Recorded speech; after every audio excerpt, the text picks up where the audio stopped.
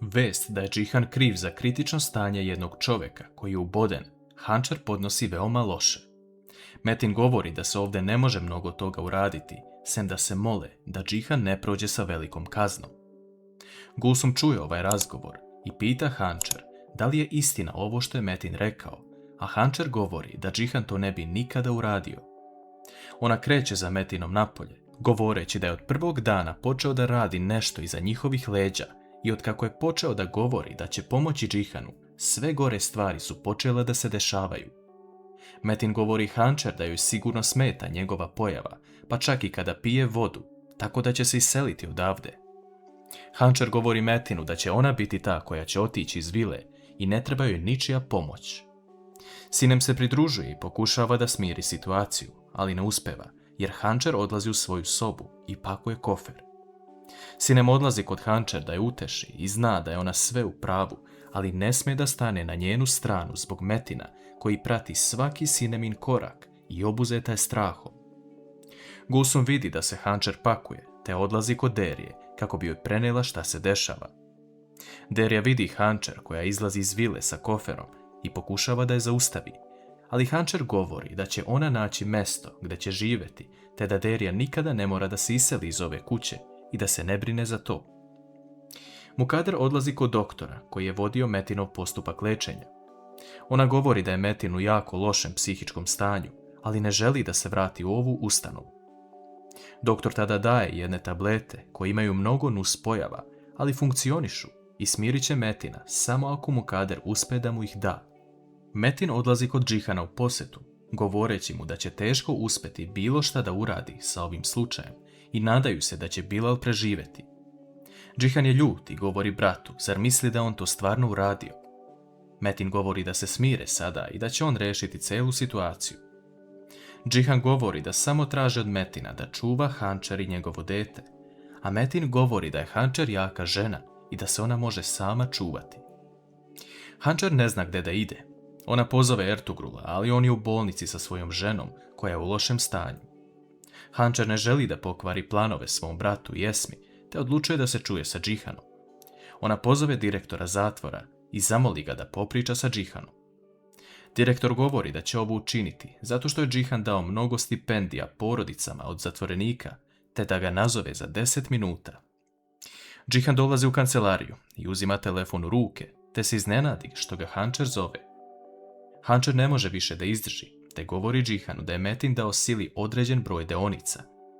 Džihanu tada kroz glavu prolazi mnogo stvari, a prva je ta što ga je Beren upozorila da Metin radi protiv njega. Vidimo scenu gdje se sila opet preselila kod Engina i sve izgleda lepo. Oni čak stave prstenove na ruke i večeraju. Međutim, nakon što Engin spomene Esmu, sila se naljuti na njega i odlazi jer ne želi da priča o svojoj majci.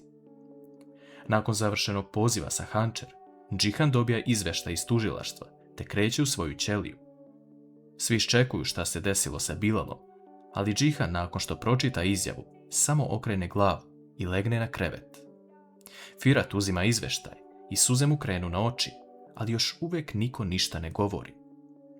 Esma odlučuje da nazove Hančar, iako je obećala Čemilu da je više neće kontaktirati.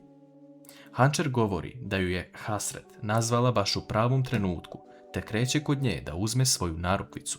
Po dolasku u pansion, Hančar krene sama da se penje sa koferima u stepenice, a Esma razmišlja kako da se tek tako oprosti od svoje ćerke i prekine svaki kontakt baš sada kada treba da bude blizu nje posle toliko godina. Esma čuje nešto na vratima i krene da otvori, ali tada vidi Hančar koja je pala u nesvest.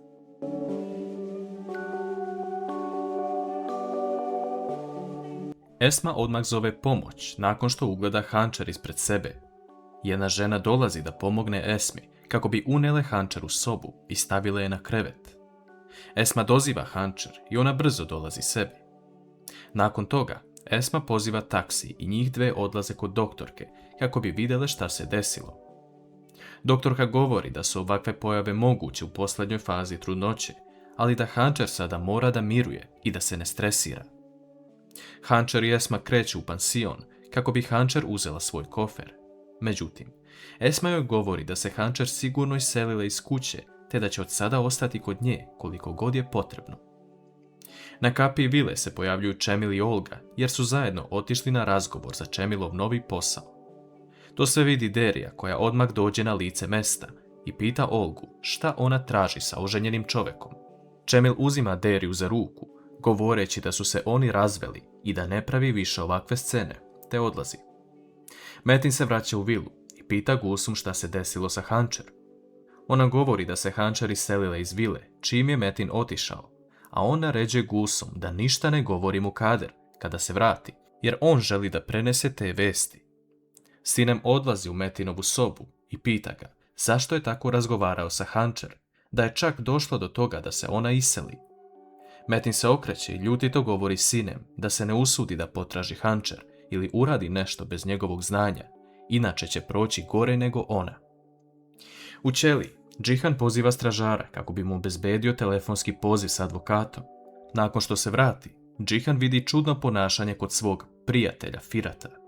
On je odsutan i u posljednje vrijeme mnogo razmišlja. U jednom trenutku drugi zatvorenik dolazi u njihovu ćeliju i prenosi nešto Firatu. Džihan zna da ne može svako da hoda po ćelijama i počne da sumnja na Firata da je počinio ovaj zločin. Da, to je istina.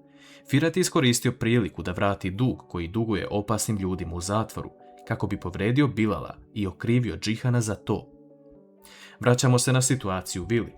Mukader dolazi uveče kući i svi sedaju da večeraju. Metin je pita gde je bila ceo dan, a Mukader odgovara da je išla kod doktora sama kako bi uzela nove lekove. Mukader vidi da nema Hančer, te pita gde je ona. Niko ništa ne odgovara, a Sinem gleda u Metina jer ne sme ništa da kaže. Mukader uzima tanjir i polomi ga, te počne da viče gde je Hančer. Metin ustaje i govori majici da je njena snaja otišla zato što nije mogla da podnese Metina u vili, ali također da ga je okrivila da je on sve uradio Džihanu. Esma je cijelo vrijeme uz Hančer i udovoljava joj sve.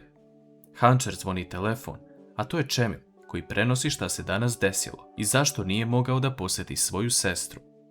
On također prenosi lepe vesti da se vraća u Istanbul i da je pronašao novi posao. Hančer je drago što to čuje, ali govori bratu da će uskoro ići da spava jer je veoma umorna.